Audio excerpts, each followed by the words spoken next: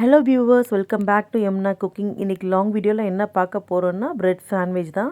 பன்னீர் bread sandwich எப்படி செய்கிறன்றது பார்க்கலாம். First ஒரு பவுலில் வந்து குக்கரில் 3 விசில் உருளைக்கிழங்கை போட்டு வேக வச்சு எடுத்து அதை பவுலில் போட்டுக்கலாம். தோலை உரிச்சிட்டு அது கூட என்னென்ன வெஜிடபிள்ஸ் எடுத்துருக்கேன்னா ஆனியன் எடுத்திருக்கேன், டொமேட்டோ, கேப்சிகமும், கொரியாண்டர் லீவ்ஸ் வந்து முன்னாடி இருக்க இலையை மட்டும் நான் கட் பண்ணி எடுத்திருக்கேன்.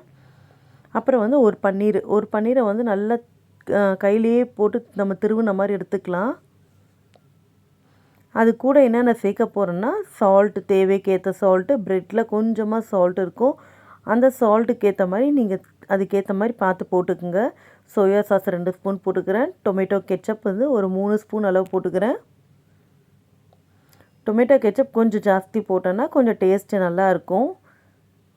ஒரு சைனீஸ் டேஸ்ட்டு கொடுக்கும் உங்களுக்கு. எல்லாமே ஸ்மாஷ் பண்ணிக்கலாம். உருளைக்கிழங்குலேருந்து எல்லாமே ஒன்றா மிக்ஸ் ஆகி வரணும்.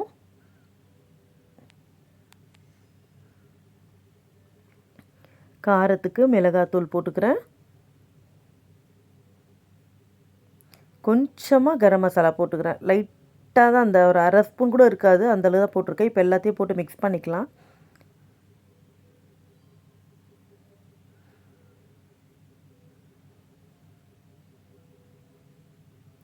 லாஸ்ட்டாக மயோனீஸ் போடுங்க. உங்கள்கிட்ட வந்து மயோனீஸ் இல்லைன்னா விட்டுருங்க, இருந்துச்சுன்னா முதல்ல போடாதீங்க, லாஸ்ட்டாக போட்டு ரொம்ப நேரம் கலராமல் மேலோட்டமாக கலரிடுங்க.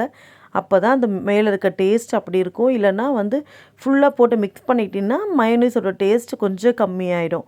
நீங்கள் இந்த மாதிரி லாஸ்ட் டைமில் போட்டு லைட்டாக மிக்ஸ் பண்ணிங்க. நான் கொஞ்சமாக தான் போட்டிருக்கேன், குழந்தைங்க கொடுக்கறதுனால சும்மா லைட்டாக டேஸ்ட் இருந்தால் போதும், ஓவராக கொடுக்கக்கூடாதுன்னுட்டு.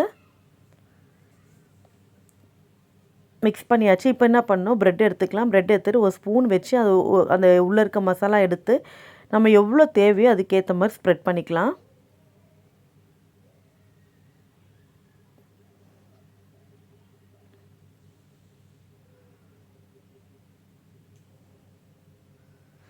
மேலே ஒரு லேயர் ப்ரெட் வச்சுக்கலாம். அதுக்கு மேலே நான் வந்து சீஸ் போடுறேன். அவ்வளோதான். ப்ரெட்டை வச்சு நல்லா ஒரு ப்ரெஷர் கொடுங்க. ப்ரெஷர் கொடுத்து தனியாக எடுத்து வச்சுருங்க.